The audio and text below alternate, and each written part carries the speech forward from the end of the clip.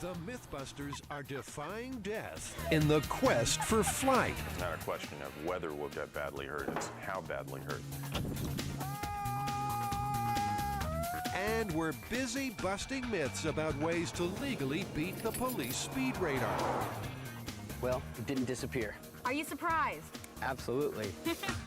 Who are the Mythbusters? Am I missing an eyebrow? Adam Savage I reject your reality and substitute my own. and Jamie Heineman. Quack, damn you. I wouldn't say Jamie's an evil genius. Between them, more than 30 years special effects experience. When will the fun ever stop? They don't just tell the myths, they put them to the test.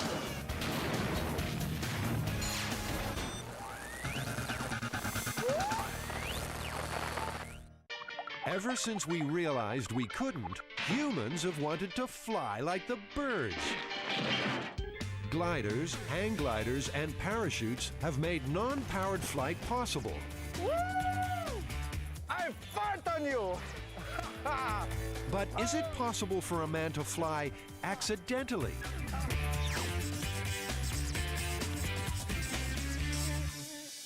Plywood builder. Walk me through this one. Apparently a construction worker up on the top of a building was holding on to a 4x8 sheet of plywood on a windy day, and the wind picks him up off the top of the building over the edge. Not only does he manage to hold on to the plywood, but he controls it well enough to be able to land several floors below in the building unharmed. Cool, flying myth. Yeah. What's the overall plan here? What are we going to end up doing? Well, I think Buster's going for a ride with a sheet of plywood, but ultimately, if we can, one of us should take a ride. Well, you know, if I'm going to take that leap with a sheet of plywood as my only safety, I want to do some very serious testing before we do that. I mean, I'm thinking scale plywood and figure correct weights to scale and really see what kind of lift ratios we get out of this thing before we take that leap. No matter what you're searching for, you'll probably find it in Jamie's M5 storage system. Toys X. If you look hard enough, you might even find a mini Buster. Jamie, there's a guy here who seems kind of perfect. It's a toy prototype built by Jamie. I think we should go for the goatee, but that's just because I like a goatee. Mini Buster is the right height, but is he the right weight? I am roughly 6 feet at 180 pounds. Thought you were 190. Okay, I'm just using some easy, I'm 190. Let's say, stand 85th percentile male, right? 6 feet, 180 pounds. Proportionally, that's 72 inches to 180 pounds. 10 inches tall, 25 pounds. I just did the math. I need him to weigh 25 pounds. So you're saying that he needs to be built out of depleted uranium? Do you have some? Is it under D or U over here? Adam figures he should be calculating volume, not size. So in fact, Mini Buster is close to being the right weight. The small-scale testing also needs a sheet of mini ply. Just almost exactly 50 pounds. We're weighing a piece of plywood so that we can replicate this in a small scale. But even this tiny piece of ply is proportionately too heavy. Christine reduces its weight by drilling lots of small holes. Okay, there we go. Perfect. This is a scale replica of what, say, Adam or I with a full-size sheet of plywood would be if we were 10 inches tall. A high-speed camera will shoot Mini Buster falling in front of a scale rule. A computer will then calculate his drop rate. The test is repeated with the mini ply. Okay, Christine. So what did we learn with the drop tests of the miniature Buster rig? Well, the plywood slowed him down about 25%. 25% from a fall with nothing, right? Yes. Just the human falling. Yes. But 25% slower is still not slow enough. If they tried the plywood myth themselves, The best that we would be able to accomplish, it sounds to me, is just broken legs and arms, but maybe not a broken back or a smashed skull. I'm willing to settle for that. it's too big a risk for a human, but no problem for Buster.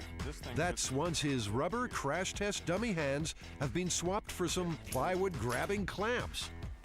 See whether it actually will support somebody on it, because Buster happens to be about my size and weight, so looks like it works. Now, Buster, this won't hurt a bit. So Buster's new Super Grip Robo Hands are welded to his arms. Plywood.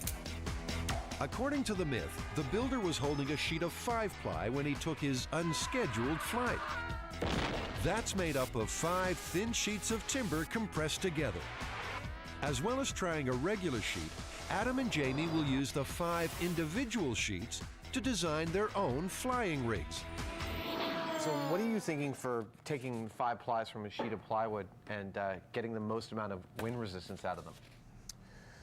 Well, my thought, first off, was to array them like a car leaf spring to where we extend the surface area. And might, of course, end up spinning like a helicopter all the way down. Which might not be a bad thing, because helicopters, as we know, land a little softer than just the same shape without the propellers, because they're spinning and they get lift from that. Yeah, but skydivers also have what they call a death spiral. Well, there is that. See, I'm thinking of something totally different. I'm thinking of laminating them in such a way that you actually get a curve out of it. Sure, the original myth only involves 1 sheet of 5-ply, but Adam and Jamie really want this to work. So they're using the 5 single sheets to build the most efficient plywood flying rigs they can. Adam coats the cardboard sheets with light spray-on glue and then puts them together in various 5-sheet permutations. It's a nurse's hat. Oh, Nurse Savage. So these two represent Jamie and my first ideas about the best ways to slow your descent using 5 plies of plywood. I went with the air scoop idea, but Jamie is trying to make the most square profile to the air going down. And then I started to think, could you just have a little hole in the center and get a lot more square footage? I'll try this. Then I started moving towards a scoop like this, so it's a kind of bridge between Jamie and I. And then we get to these like radical scoops, all of which can be done out of plywood. I've developed a feeding bag because I find lunch just takes too long and I'd rather just eat while I'm working. Adam prefers the parachute approach, so he and myth-turned Christine decide to check out Jamie's old army chute. Maybe it works by the top being bigger than the bottom, and so air is scooped into it. I think we need to inflate it to actually see how it's constructed. Because this is a little confusing. Where's that fan? Let's see what we got. This parachute is about 12 feet wide, 28 feet long. That's almost 300 square feet of area working against the wind. Turned off my fan. 300 square feet, and not much weight. 168, it's about a 10-pound parachute. I feel like I'm caught in an unruly evening gown. All right, so it's about a 10-pound bag. The parachute weighs 5 times less and has more than double the surface area of the 50-pound plywood. I guess it might work. So what have you been thinking? I'm not sure which approach is best. Should we be going towards a parachute or an actual airfoil? You know. Well, I mean, I think we want to do one of each. I think we want to do one parachute design, like my flying nun thing, and one wing design. Using the cardboard sheets to design his wing, Jamie attempts to maximize surface area while not compromising strength. The scale prototypes for Jamie's wing and Adam's parachute are complete. Time for a test run. We're going to do some drop tests with some of the first mock-ups of these flying rigs. I've got one that kind of looks like the flying nun's habit, and Jamie's got one that's just a broad piece of as much material as he could get with a couple of stringers. Hopefully we'll have at least some idea what this is going to do before we actually go out and do it in full scale. First off, Mini Buster gets no help at all. 0.9 seconds. Go. Then some combination wing parachute designs slow his fall Go. a little. 1.11 seconds. What's Is our this next the Jamie one? wing? Yeah. Jamie wing. 3, 2, 1, go. 1.05 seconds. Back to the old drawing board. Now for Adam's pentagonal parachute design. That actually wasn't too bad. That was the best one yet. That was 1.48 seconds. But Jamie won't take this lying down. He refines his wing prototype. Ready when you are. 3, 2. He twists his wing to make it spin. 1.4. That's interesting. That's up there with the high performers on the other ones. Yeah. So we've decided on the two that we're going to make. One is the hexagonal parachute and the other one is the wing here then, because this actually got almost as high a performance. All right. The cardboard scale models have done their job, but the real test will come when the flying rigs go full size.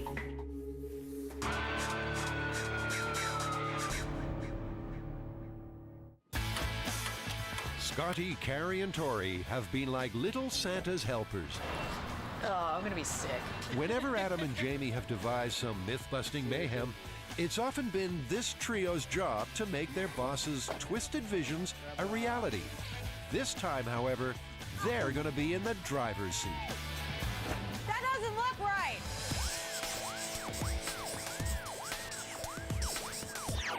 All right, guys, so your first story on your own. What have you got? Well, what we're going to try to do is legally beat the police radar. Legally, huh? So not the commercially available radar or laser jammers. Exactly. We've heard all kinds of ideas, like jingling your keys in front of your window. Disco balls, CD from the rearview mirror, foil on your hubcaps, putting LEDs around your license plate, microwaves, and covering the entire car in foil. So how are you going to tackle this one? What's the plan? Well, obviously, we need to get a radar gun. We're also going to try the LiDAR, which is a laser system. Lift it up a little bit more. And to test them, the first thing they're going to need is a car. Earl, the Mythbusters Cadillac, should do the job. You remember Earl. He's the car the guys use for target practice. Oh, man. Our resident grease monkey, Scotty, has to get him back on the road to recovery. It's gonna be stubborn. While Scotty coaxes the caddy back to life, Tori and Carrie do a little radar research. You're not working fast enough, dude.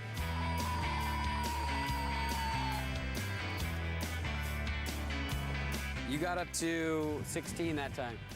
That's it? Yeah. Felt like 60. Now, Carrie's packing a normal radar gun. It fires microwaves that hit the target and bounce back at a slightly different frequency. The frequency difference determines the target speed. Tori's wielding a laser speed gun, or LiDAR. It shoots 1,000 samples per second of infrared laser light at the target. Speed is calculated by comparing the distance between each sample. Before we get to the real car and do tests, we want to do some sample material tests on the RC car. But before we can even do that, we have to make sure that the RC car will even show up on the radar gun. The RC car has a top speed of between 5 and 6 miles per hour. But will the radar detect it? 4, 5. We got a reading. So the RC car is visible to the radar. Now, to make it invisible. Right now I'm making extra shells for the body of the RC car. 'Cause now that we know how the radar and the LiDAR work, we're going to do some tests on all of our materials.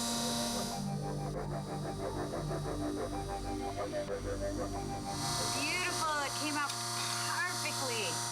The game of radar hide and seek has been played out since World War II and has sparked the growth of stealth technology. Modern stealth aircraft have flat surfaces and sharp edges. They're also coated with materials that absorb radar. So every foot? Every It'll foot. take way too long to coat Earl in all the materials the myths mention.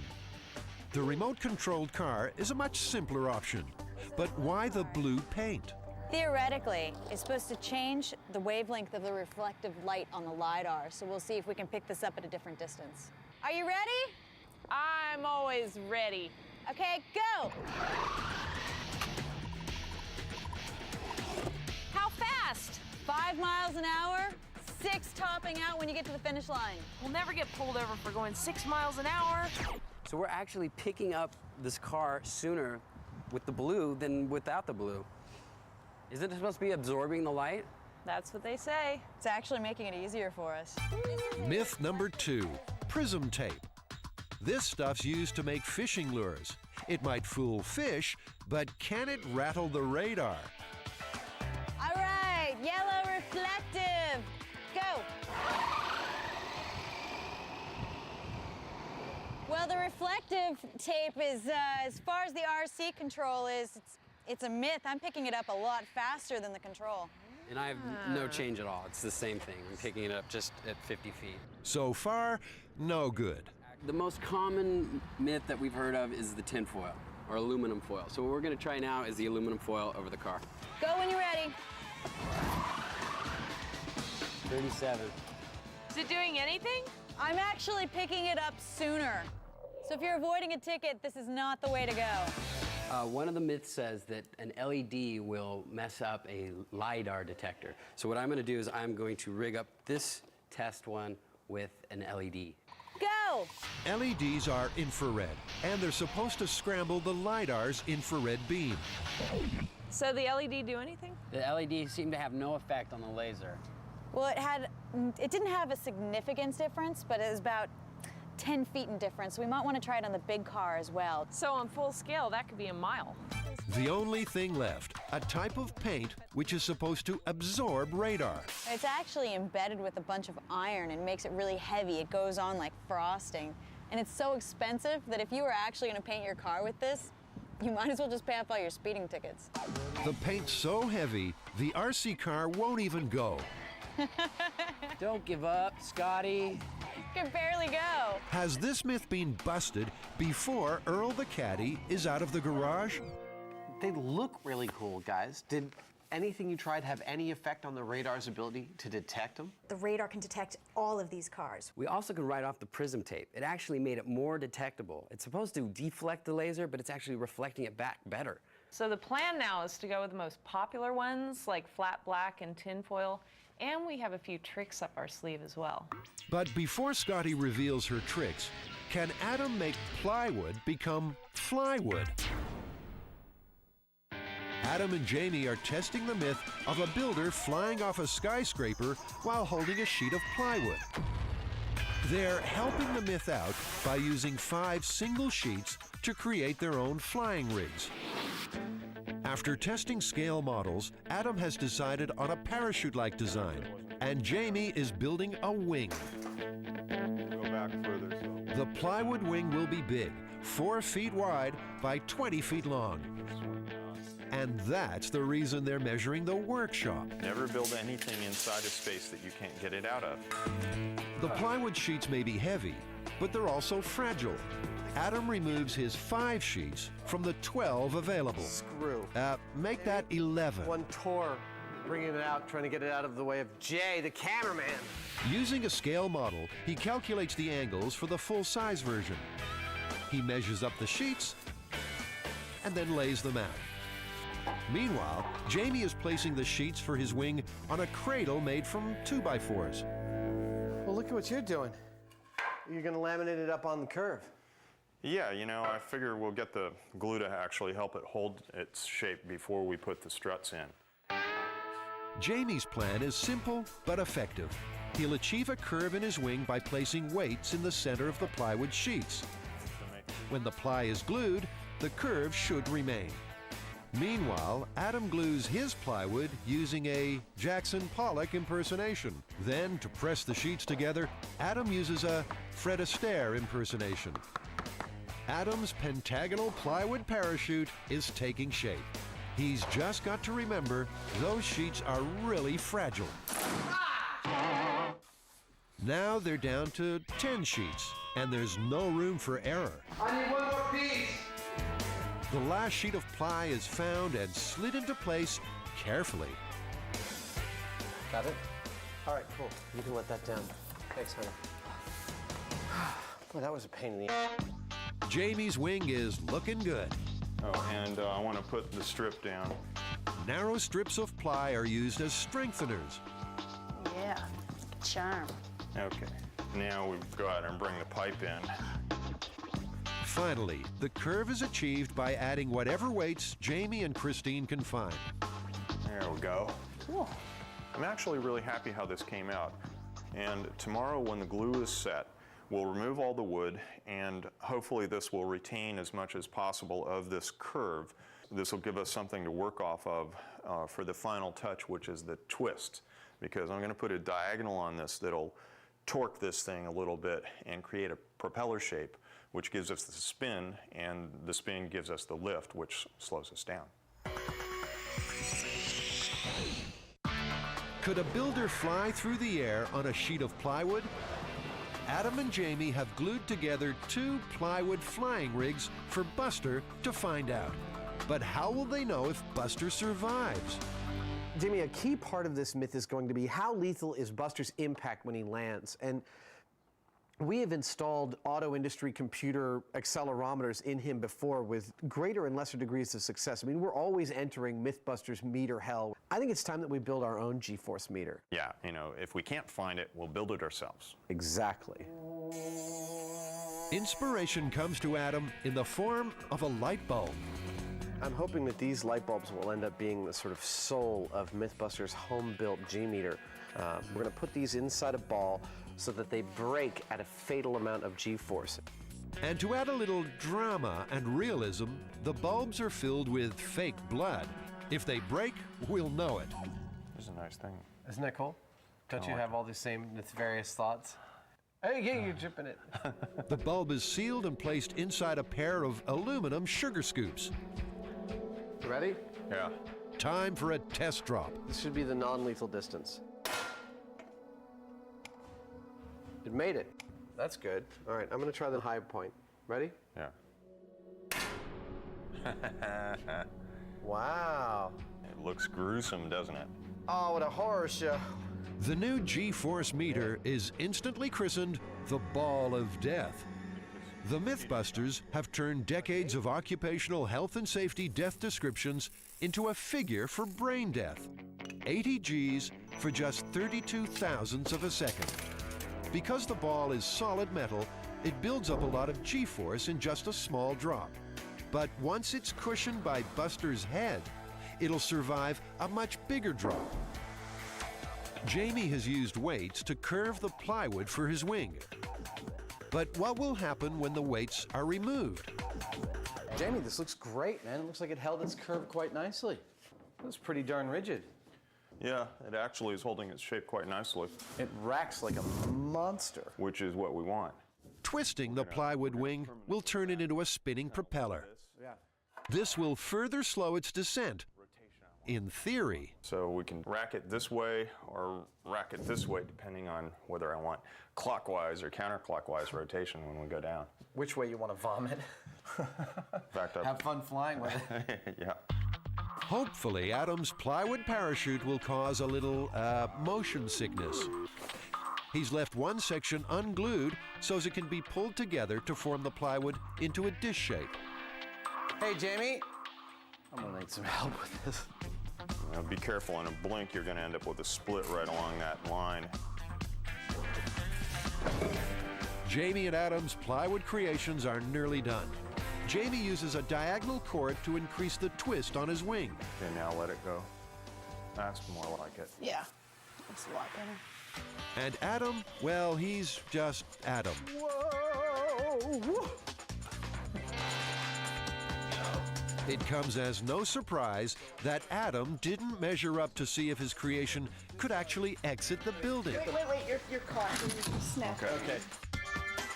Jamie's wing made it outside and into the truck easily. But Adam's plywood parachute is a pretty close shave. God, that just barely fit in there.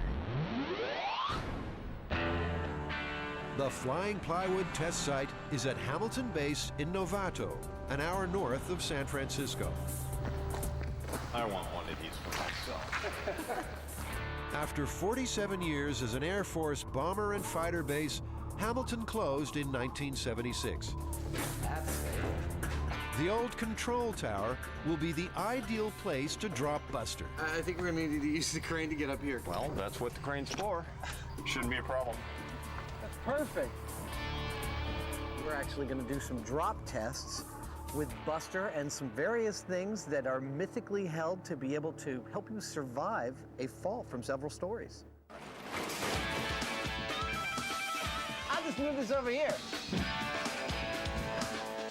Nothing much has changed in the last 100 years. Hey, can someone let me out?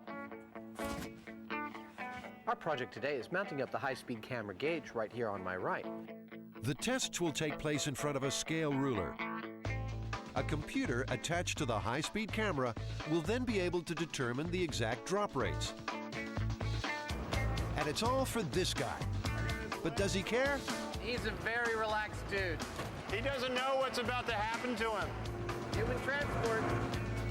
When Buster drops, the ball of death G-force meter will tell us whether he survives or not. Okay, be careful with this guy now. He has a brain. Buster will be raised up on the crane and then dropped on cue via a cable quick release. Once you get up in position, push the blue button and pull out the safety pin. Okay, When you pull out the safety pin, it's live, and when you yank on this, he'll drop. I got it. And to make sure Buster's the only one who drops, Jamie attaches himself to the crane with a safety harness. This is so when the machine tips over, I'm held firmly in place and can't escape the destruction. Those go under your butt. That was great. That was worth the whole season to watch that. There you go. Up goes Buster, 60 feet up.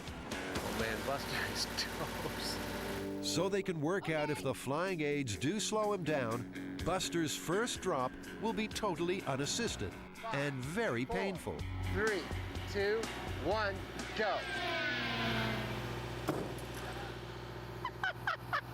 I was laying on the ground when he hit, and I felt the ground move a little bit. I never get tired of doing that.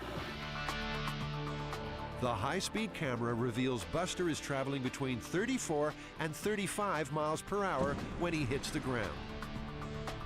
What's the verdict, Christine? I think he's dead. That's a shocker. Buster kind of looked like a baby bird that just fell out of the nest.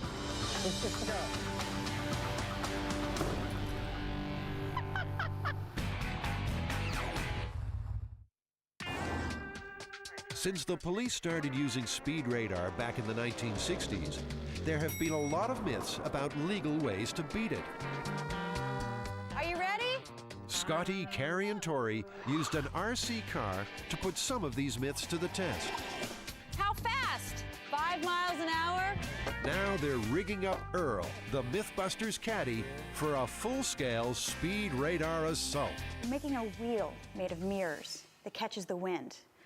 As the mirrors get to the back side of this wheel, they should reflect the radar back and fool the radar into thinking we're going slower than we actually are. They plan to attach an array of mirrors to a bicycle wheel, which will spin on top of the car. But Jamie's got other ideas. You get that thing spinning at 20 miles an hour, it's going to just, the glass is going to shatter, the thing's going to vibrate itself apart.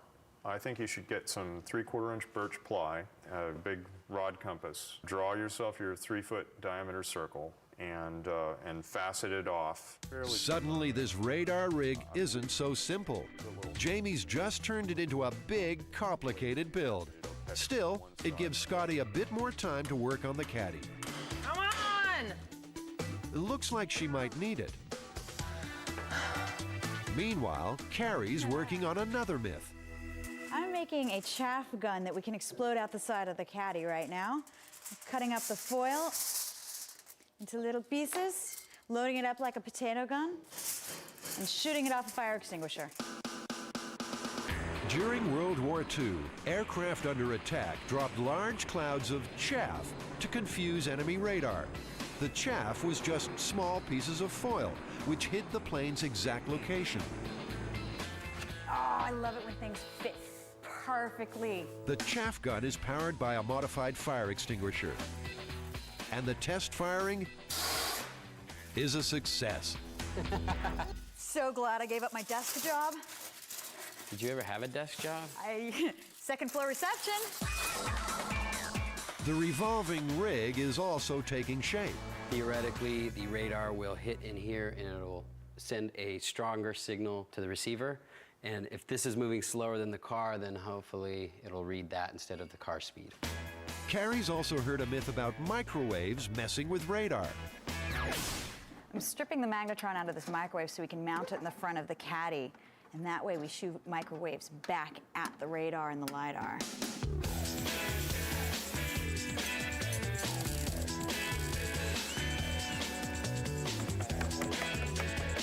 Well, if it doesn't beat the radar, maybe it'll intimidate the cop. The LEDs didn't trick the LiDAR when they were mounted on the remote-controlled car, but Tori thinks they're worth another try. 300 LEDs will be wired up to the caddy's license plate. Finally, it looks like we're ready to roll. Revolving mirror rig? Check. Microwave gun? Check. If I were you, I'd stay farther away from that. Chaff gun? Check. LED license plate? Check. Now, do we have a car? Whoa! That doesn't look right!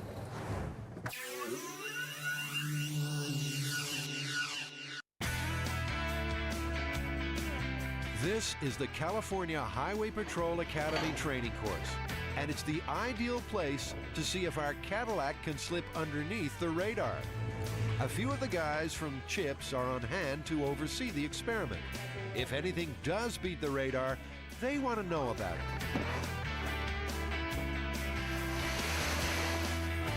This is gonna freak them out.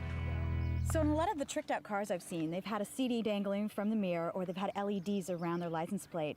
Does this do anything? It's not going to do anything, and plus they're both illegal. It's illegal? You can't have anything hanging down from your rearview mirror. It's going to obstruct the driver's view. So if you're gonna pull over somebody who has a CD hanging from their rearview mirror, I'm betting that you would pull over somebody that had a giant disco ball hanging from their rearview mirror. Absolutely. I'd love to see that. We're gonna try to get through the techniques that we think are kind of dumb first. We're gonna do them all together. CD, can attach that to the mirror. All these shiny accessories are supposed to bounce back the radar's rays and confuse it. Which, by the way, that's illegal. But it looks so cool. Lastly, can you jiggle these keys? Make sure it hits the radar. That is so stupid. On each pass, Scotty will keep the caddy steady at just under 50 miles per hour. We're about to do a test. You ready? Okay, the Disco DeVille is Locked, loaded, and ready to freak out the radar. over. Whenever you're ready, over. On my way. Ooh, got it on radar. 39, 40. 48, up to speed. 49.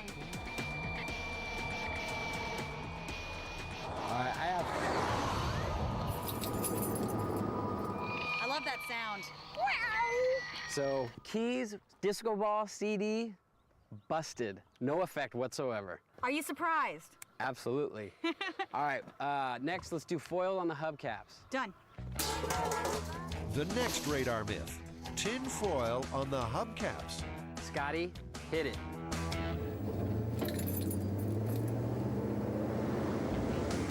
$42, $43. 700 feet, 47 miles an hour.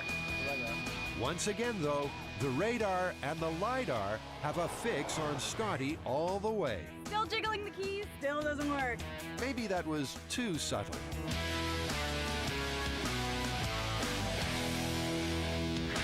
I think maybe people think that because it's kind of crumbly, that the radar will shoot at the crumbles and maybe dissipate. But it's just one giant reflector, if you ask me. You'll be able to see it from outer space. Yeah, she's going fast. Or I'm just picking it up way sooner. 47. Yep. Oh, yeah! Foil's been foiled!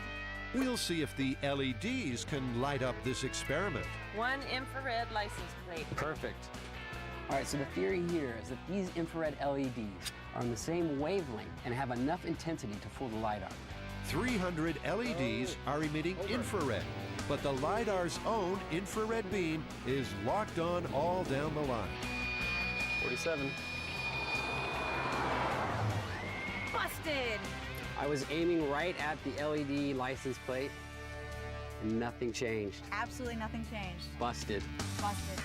Okay, let's try Carrie's magnetron gun. And yes, I know I spelled magnetron wrong.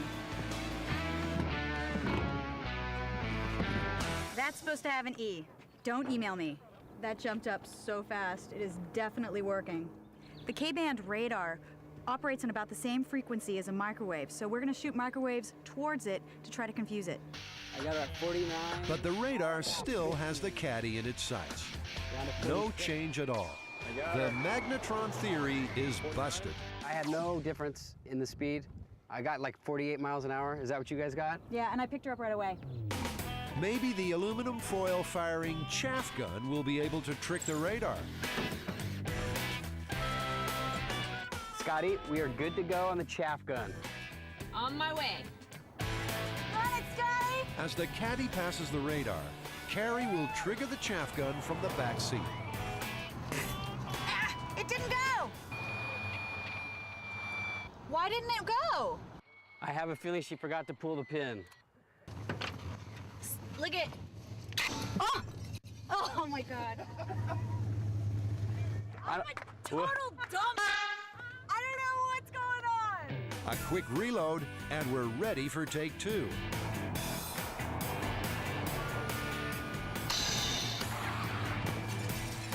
This time, Carrie's right on cue. But again, the radar is unaffected. It all blew to the side. Which is going to be more expensive, the speeding ticket or the littering ticket? The littering ticket. All right, now my favorite, the Wheel of Death. The mirrors on the Wheel of Death are supposed to be revolving at a slower speed than Earl is traveling. Will the radar detect the speed of the mirrors or the speed of the caddy? 46, 47. The radar result is exactly the same. 44, 42, 40. Carrie detects an anomaly. It's giving a weird Doppler reading, but it's not really making it look like it's going any slower. In fact, the only surprise is that you wouldn't be pulled over for having this on your car. It definitely catch my attention, but it's not over height. There's nothing against it. There's only one thing left to do to try and make the caddy stealthy. Cover the car with matte black paint. Will the matte finish reduce the car's reflectivity and absorb the radar signal? It's like a 60s gang car. We're gonna pile in and go to a rumble. Well, it sort of looks like a stealth fighter. This is it. This is the one. This is the one where we think we may have the edge. What do you got? I got 48. 47. 47. Okay. Got it right away. That was our best bet, and it's busted. Time for the guys to report back to Adam and Jamie. Well, we tried almost every theory that we heard. Disco ball, CD, keys. Busted. The ever popular foil in the hubcaps. Busted. LED. Busted. Microwaves. My favorite, busted. Chaff gun. Surprisingly busted. And black paint and tinfoil all over your car. Busted. Totally out. Amazing.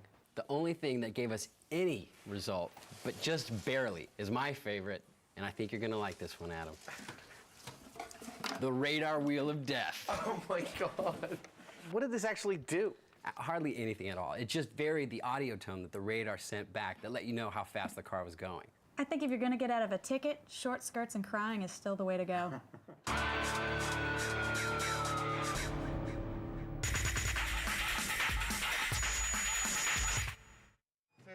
It's been a bad day for Buster.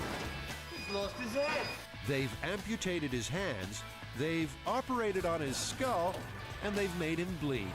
Could it get any worse? Buster's gonna die. While they're at Hamilton Base, Adam and Jamie are using Buster to test out a few other flying myths, like umbrellas. Christine loads up the Ball of Death G-force meter with the fake blood-filled light bulb. All right, safety device number one. Buster's first mythical safety device is an open rain umbrella. Well, at least he won't get wet. 3, 2, 1, go.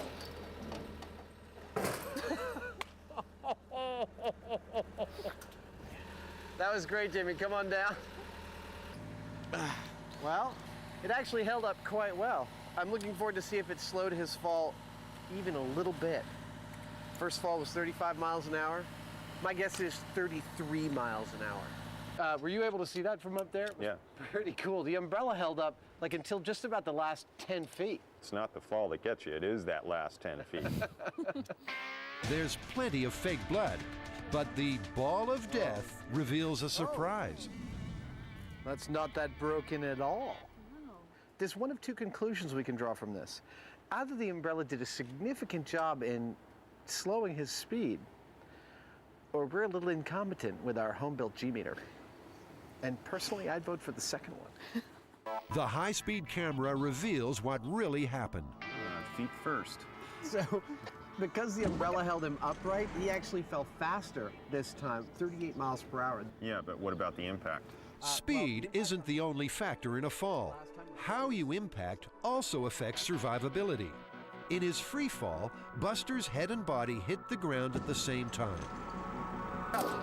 Even though the umbrella drop was faster, Buster's body acted like a shock absorber, greatly reducing the impact on his head. That's why the ball of death only cracked. He's probably dead anyway. Oh, you're dead. Let's get the big picnic umbrella. All right. Are you ready? Oh, yeah. Good to go. In 5, 4, 3, 2, 1, drop.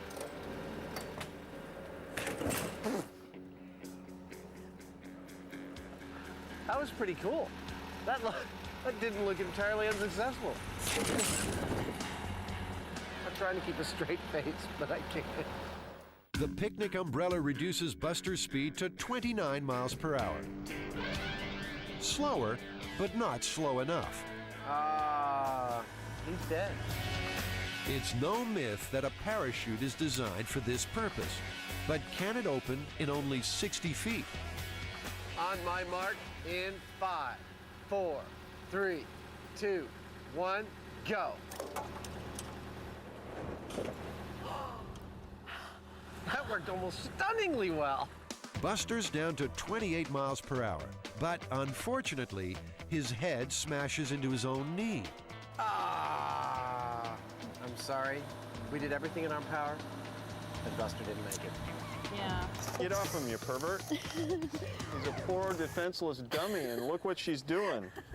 As well as being killed 4 times already, Buster has sustained some pretty serious injuries. Time for some in-the-field surgery. All right. Let's get him up. Let's fly this guy. But sometimes even a crash test dummy needs a little positive affirmation. You know, Buster, everyone really appreciates how you're willing to take one for the team time and time again. Are you ready for a piece of plywood? Oh, I can tell you're feeling it. Oh, he's ready. Finally, the original flying builder myth is to be put to the test. He's gonna die, but it's gonna look great. We're locked and loaded, over. Remember, in the myth, the falling builder is able to glide gracefully back inside the skyscraper, totally unharmed. Go.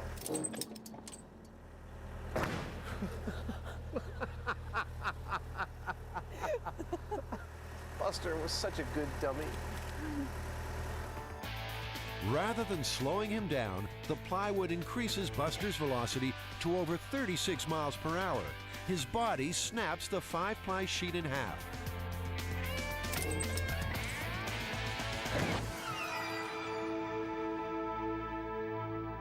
He's got blood dripping out the back of his head. Oh. Getting used to all this blood, Christine? Still grosses me out. We can look at the speed tests and we can look at the death ball, but I don't think I need to see either of them to say this one's busted. Yeah, I'm afraid so. He went straight down. There was no deflection off to the side or anything, and he's done for.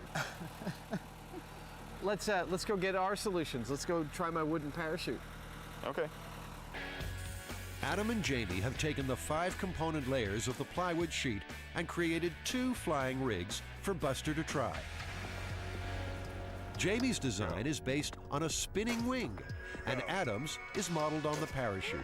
Ready to drop. These rigs represent 3 days of skill, passion, and effort. Pity, really.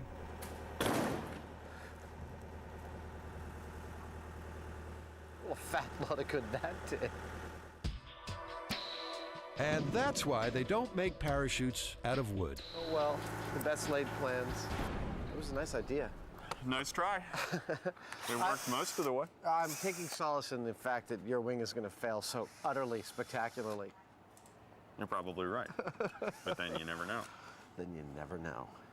Jamie is quietly confident his rig will do the job. 4, 3, 2, 1, go! Woo!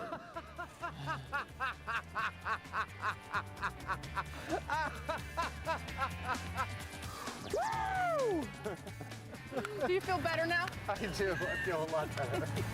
All this Buster dropping has created an impromptu Mythbusters fan club.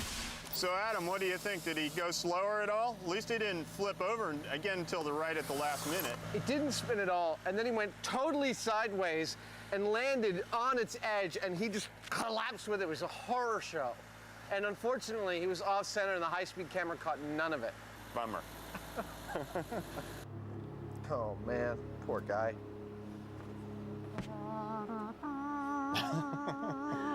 And the crowd's verdict.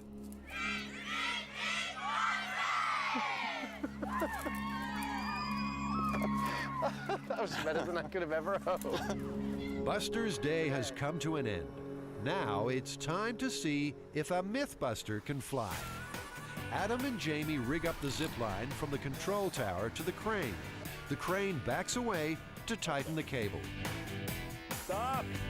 Oh, I'm totally looking forward to flying with a piece of ply. I mean, even though Buster took a hard hit from it, we're doing a more controlled test so that hopefully Jamie and I won't get horrible head trouble while doing it. We're ready to go. But it is always a strange thing to throw yourself out over the edge of a 60-foot drop. Your body resists it. But this is the only way to find out if it's possible to control the plywood sheet in flight. We have liftoff.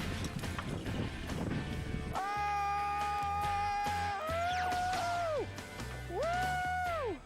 I fart on you! Ah! Oh! Ah! Ah! Ah! Forget about controlling this thing. There's no control. I mean, I tried pushing my head up against it.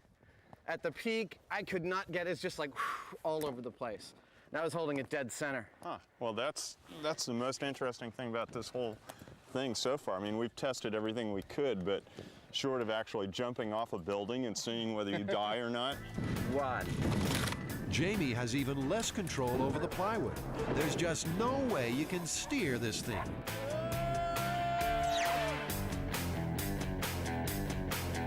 Well, more than any other data we can come up with, Buster's a pretty clear indicator of how survivable a 60-foot fall actually is. But what was our actual data? Well, not surprisingly, the parachute was actually the best at about 28 miles per hour. Right behind it was the large umbrella at 29. What really surprised me was that the plywood was no use at all. In fact, it broke over Buster's back upon impact. And our rigs didn't do anything at all, didn't help either. From a controllability standpoint and from a velocity hitting the ground standpoint, this is one of those myths that's just unequivocally busted. Yeah, absolutely. Myth busted.